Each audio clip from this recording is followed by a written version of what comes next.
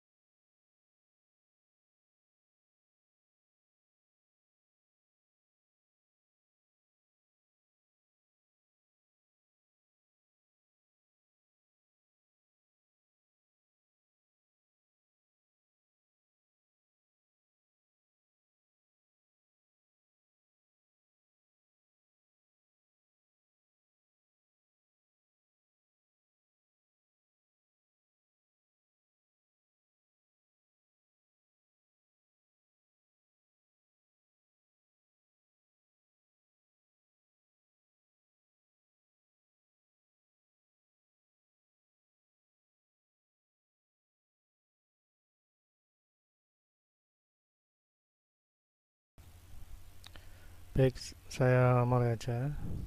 Di pertemuan kali ini kita melanjutkan pertemuan sebelumnya tentang backup gambar CCTV yang kita pelajari. Sekarang lebih fokus ke Dropbox-nya ya, berbasis berbasis web kayak cloud system ya. Itu macam-macam, ada cloud PC atau komputer, ada cloud storage. Nah, nanti kita bahas tentang Dropbox-nya. Baik, saya mulai. Saya tunjukkan dulu aja untuk websitenya ya. Itu mesti kita siapkan dulu email sama akun ya, akun Dropbox-nya. Coba ini saya tampilkan.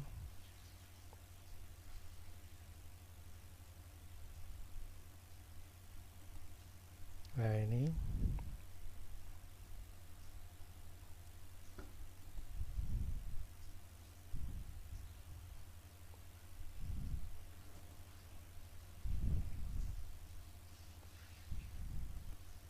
Ya, di sini ada akun Dropbox ya. Jadi sudah punya ya, email dulu ya. Kita siapkan email dulu ya. Nanti kita dapat notifikasi dari Dropbox ya. Kemudian kita verifikasi, uh, baru bisa membuka akun ya. Jadi ini masuk ke sini lewat akun yang didahului dengan membuat email ya. Ya, di sini ada beberapa menu-menunya.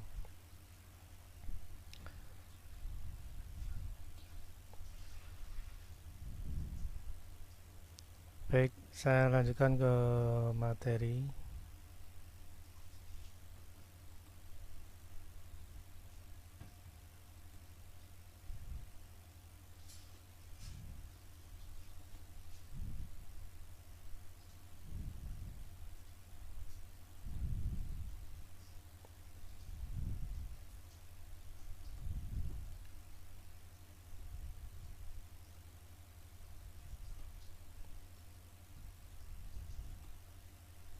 Ya, ini ya, materi kita adalah cloud storage. Jadi sejak internet berkembang pesat ya, apalagi sekarang sudah hampir semua aplikasi berbasis web atau internet. Ya, sejak internet berkembang pesat, media penyimpanan menawarkan alternatif baru yaitu cloud storage dan cloud computing. Ya. Sekarang ada juga cloud computing. Ya. Kalau cloud computing itu lebih cenderung internetnya sebagai jaringan daripada menggunakan kabel dari satu kota ke kota yang lain. Maka lebih mudah bila menggunakan jalur internet ya. Nah, itu lebih ke jaringannya kalau cloud computing. Demikian juga server ini juga di implementasi cloud computing juga. Tapi cloud storage ini juga merupakan server juga ya. Seperti tadi yang saya tampilkan, Dropbox itu sebenarnya juga server juga. Cuman kita menjadi atau bisa mengaksesnya itu harus mempunyai akun ya, mempunyai keanggotaan. Yang lebih dulu diawali dengan membuat email ya. Kemudian keduanya atau cloud storage dan cloud computing ini sangat berkaitan erat dan mengandalkan jaringan internet ya. Jadi misalkan penyimpanan cepat ya harus punya bandwidth yang besar. Jadi aksesnya itu ditentukan dengan dominan oleh jaringan internet, misalkan bandwidth misalkan. Jadi kalau bandwidthnya besar, maka penyimpanan cepat, pengambilan cepat. Jadi kalau bandwidthnya kecil ya, bandwidth kecil besar tuh gini, misalkan hari ini tuh saya menggunakan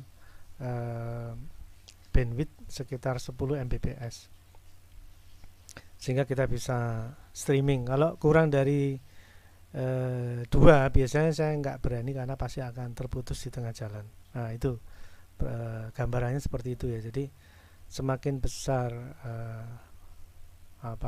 bandwidthnya, maka aksesnya semakin cepat dan implementasi aplikasinya jadi lebih mudah. Seperti sekarang streaming jadi mudah ya, tidak terputus, tidak terhalang.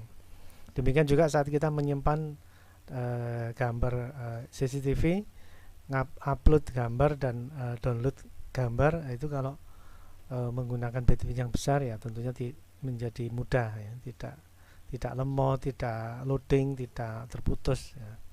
Tapi kalau bandwidthnya besar, cepat uploadnya ya,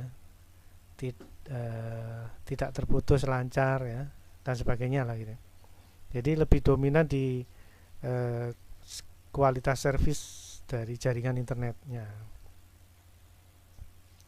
Sebagai media penyimpanan online, cloud storage dan cloud computing menawarkan berbagai kelebihan yang memudahkan penggunanya atau user atau kita sendiri. Jadi kita dipermudah dengan hal-hal yang berhubungan dengan data, akses data, storage atau penyimpanan, jaringan. Nah, itu semua dipermudah. Pengertian dipermudah itu tidak terbatas jarak dan tidak terbatas waktu ya. Jadi jaringan internet ini sangat membantu kita. Baik, saya lanjutkan lagi materinya. Cloud storage merupakan media penyimpanan online ya, dengan koneksi internet untuk akses data. Ya, dari sini kita sudah bisa melihat spesifikasi internet apa yang kita butuhkan ya. Jadi otomatis ya bandwidthnya harus besar, paket datanya itu bandwidthnya ya, Mbps-nya harus besar gitu. Ya, jadi jangan kalau kita fokus ke cloud storage lalu kita beli paket 5 hari misalkan, nah itu nanti repot nanti ya. Jadi kalau kita fokus ke cloud storage, penyimpanan data gambar CCTV ya, tentunya yang dipilih adalah apa istilahnya 30 hari atau misalkan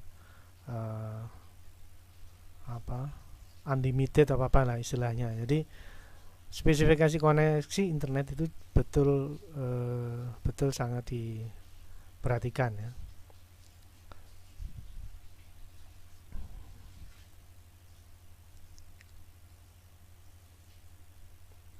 Baik, kita lanjutkan lagi. Menyimpan data menggunakan cloud storage lebih aman dari serangan virus. Ya, memang akhirnya kayak Dropbox ini yang menangani virus. Kalau ada serangan virus ya Dropbox-nya bukan kita ya. Jadi sebenarnya virus itu ada aja. Cuman kita sendiri sebagai user yang tidak repot ya. Sama dengan kalau kita sewa server dari sebuah penyedia jasa apa web apa istilahnya itu website ya, atau penyedia menyewa hosting misalkan. Kemudian kita juga dikenai cas saat sewa hosting dan kapasitas penyimpanan ya, berapa Mbps yang kita bisa pakai. Nah itu kan kita mesti dicas biayanya. Nah maka yang mengelola adalah yang punya aplikasi itu ya. Di misalnya virus atau pengembangan database server, PHP update itu juga penyedia penyewaan website ya. Nah kalau cloud storage ini kan kita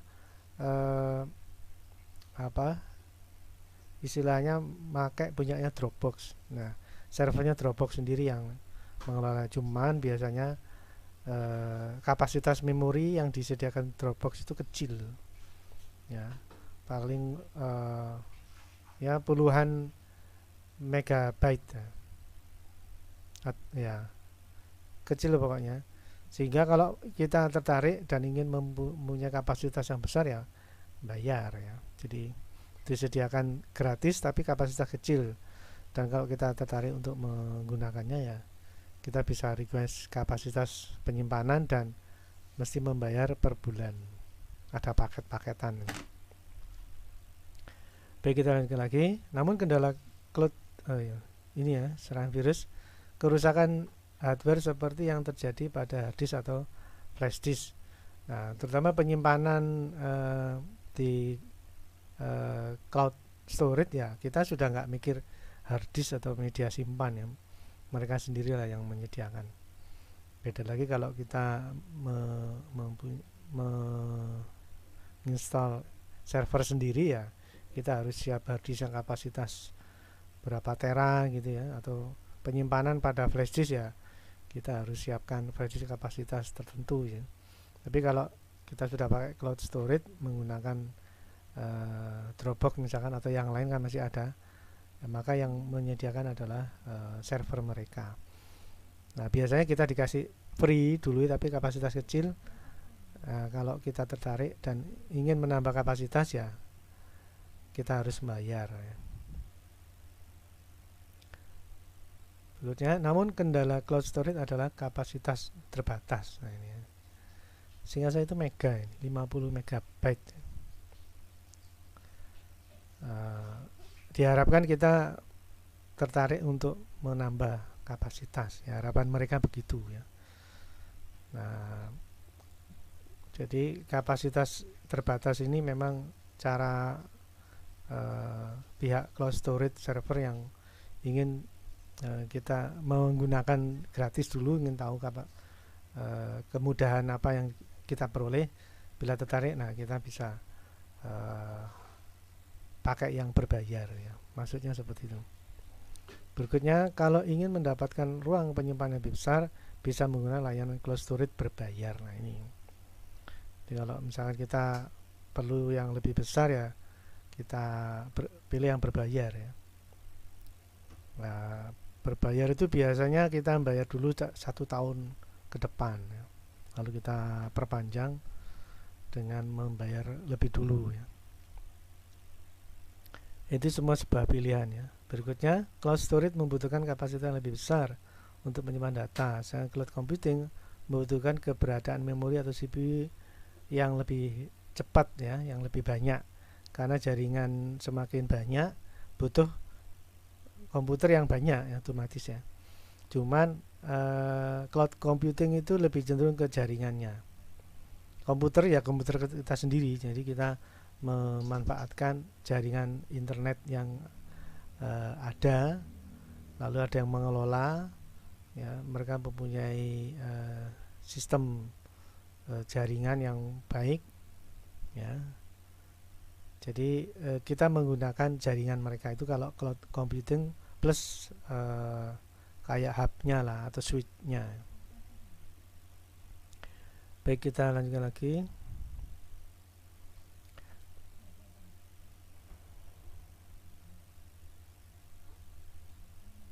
Nah, ini ya.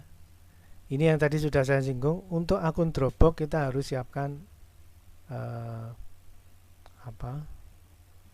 email, ya, seperti tadi saya tunjukkan, email, ya. Coba saya tampilkan lagi.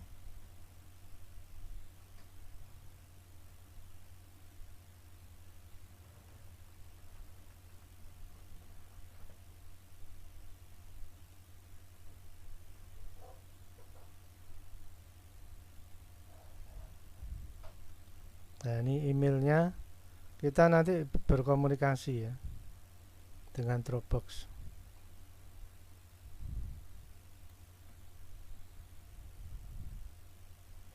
Nah, seperti connected dan sebagainya, ini komunikasi awal, ya. Ya, ini memang mesti kita baca kalau ada catatan dari Dropbox-nya. Setelah itu kita bisa masuk ke, karena kita sudah punya akun, maka kita bisa masuk ke server mereka untuk menyiapkan media tempat untuk menyimpan, ya. Jadi file-filenya yang mau disimpan, lalu file itu akan perlu kita share dan sebagainya, itu bisa diatur di sini. Tapi lebih dulu kita siapkan email, ya. Coba ini saya lanjutkan lagi.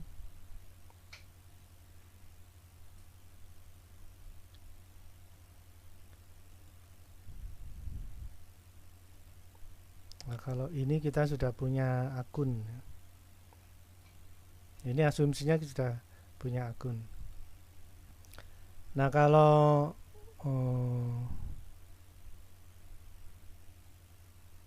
Gmailnya sudah siap,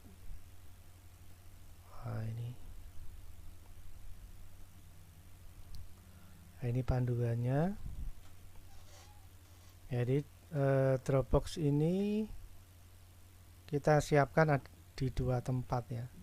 Yang pertama, mendownload dan menginstal Dropbox. Untuk menggunakan sinkronisasi Dropbox, kita perlu menginstal aplikasi Dropbox di perangkat yang akan kita gunakan, ya. Ini ada link untuk download. Jadi di PC kita harus ada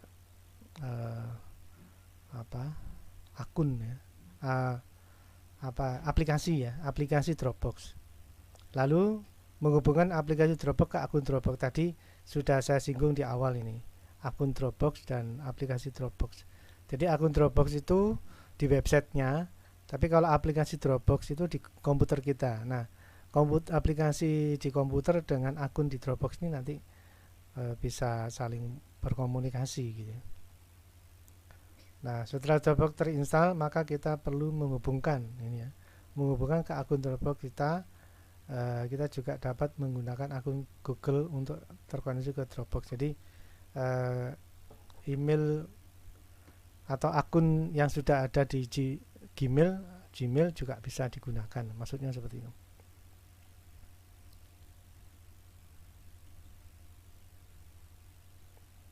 Nah, ini, ya. Nah, ini kalau kita sudah buka aplikasi di komputer akan muncul seperti ini. Lalu kita bisa memasukkan email kita, ya. Jadi di sini email nih, masukkan email.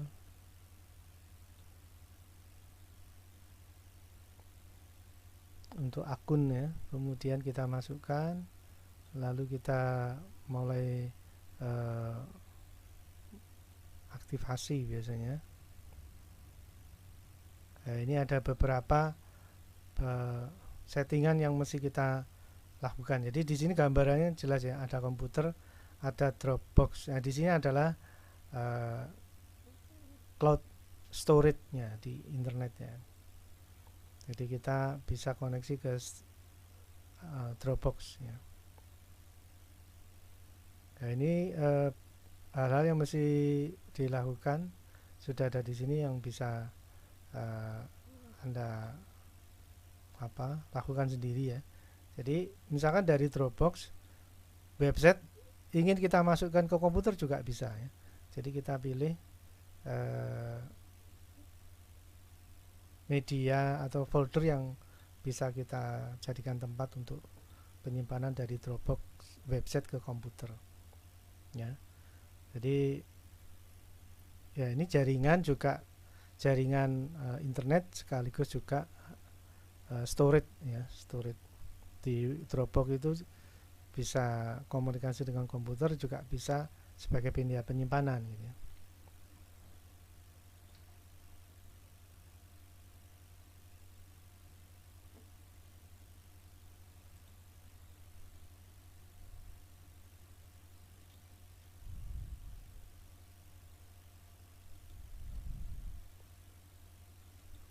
Nah, coba materinya saya lanjutkan lagi.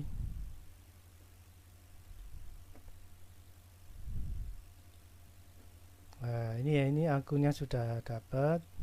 Kita bisa masuk ke Dropbox web ya, website webnya Dropbox ya. Seperti tadi saya tunjukkan. Lalu kita bisa melakukan penyimpanan misalkan dari CCTV ya ke router. Setelah kita berkomunikasi dengan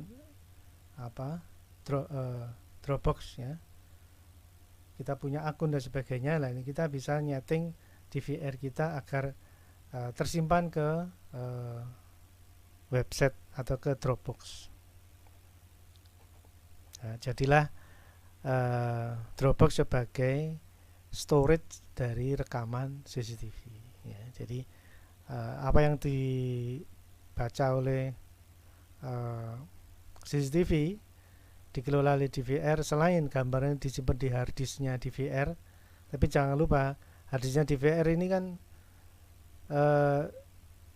memang tersimpan, tapi begitu sudah penuh maka akan di replace ya, akan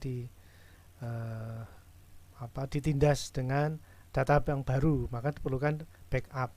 Maka setiap data gambar yang ada di kamera ini akan bisa tersimpan di Dropbox. Nah, tapi ini sebuah opsi ya. Jadi kalau misalkan kita tidak mau atau tidak suka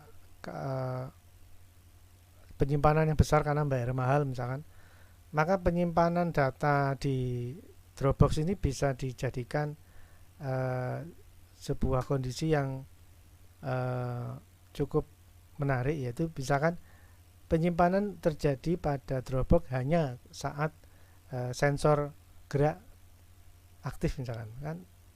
Ini biasanya ada sensor detektor ya.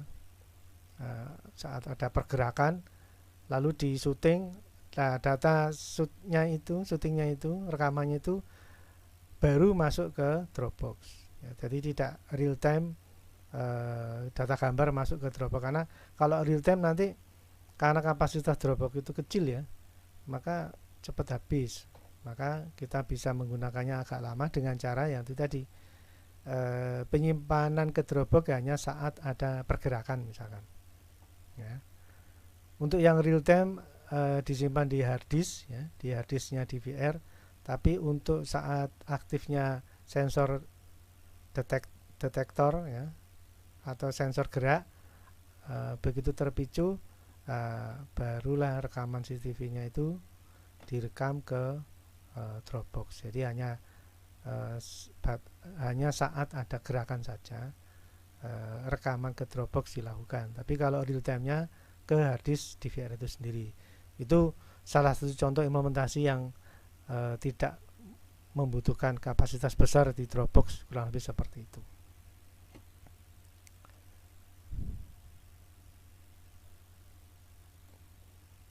Baik, saya kira itu ya yang bisa saya sampaikan, dan mohon maaf bila eh, jadwalnya agak bergeser-geser ini ya, karena jaringannya tidak bisa diandalkan karena musim hujan terus ini.